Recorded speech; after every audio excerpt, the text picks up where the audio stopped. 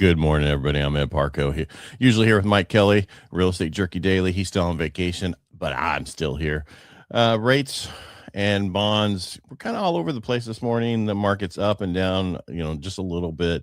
We have the 10-year sitting at 4.027, which is pretty good.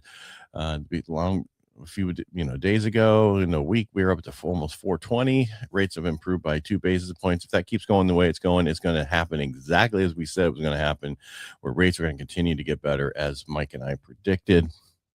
All right, let's get into one of my first things is initial jobless claims we had this morning, and that is individuals filing for unemployment for the very first time. It was reported at 212,000 claims for last week, which represents an increase of 4,000 from the previous week, and the revised figure of 208,000, which was below expectations of 215,000.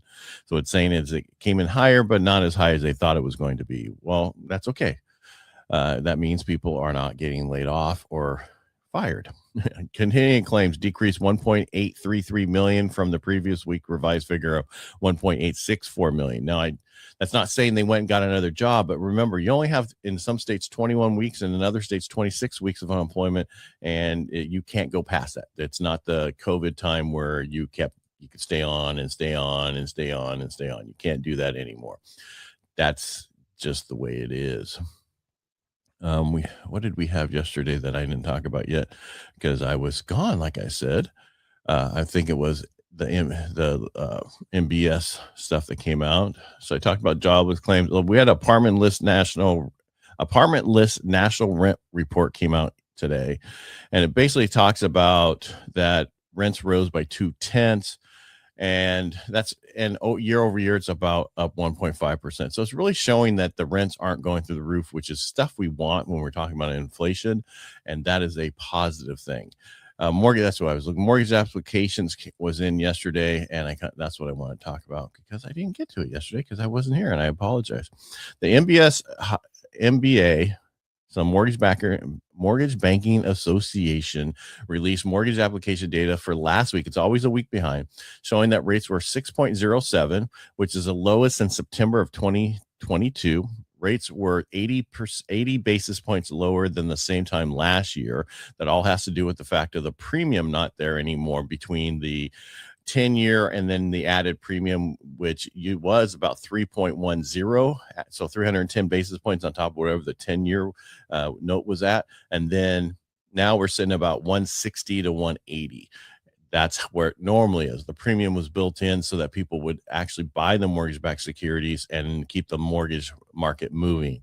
That's not happening anymore because they know that when people refinance, or purchase right now, they're not going to probably refinance for a very long time. All right, I lost my train of thought. As a result, purchases are 12% higher year over year, while refinances are up 150%. Refinances made up 59% total of application share last week. Purchases are important. They're the most important thing, is what I think. But refinances are up for a lot of people, and that's good because there's a lot of shops that are just refinance shops, and they've been hurting really bad. Actually, everybody's been hurting really bad. If you only close 180 transactions in Stanislaus County a month, everybody's hurting. If that stays that way, we just have way too many people. I think I talked about this on Monday or Tuesday. The friend of mine showed me a thing from the RE/MAX convention that was going on in Vegas, and they said 240,000 more agents were going to leave the market this year by the end of the year.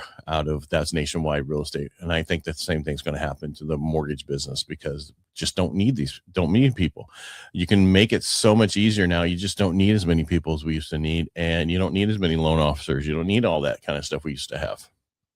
And unfortunately, that is bad, but that's just the way it is. And so there's many other things that you can do out there that you should maybe go think about. Stop waiting for every year. It was wait till 2020, stay alive till 2025. Then it was something about 2026. Well, 2026 isn't off to a roar yet.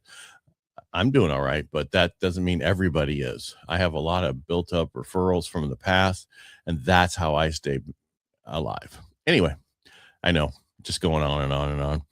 That's all it is. Quick news today because there wasn't much. When Mike gets back on Monday, we'll banter for a lot of nothing, and which everybody likes.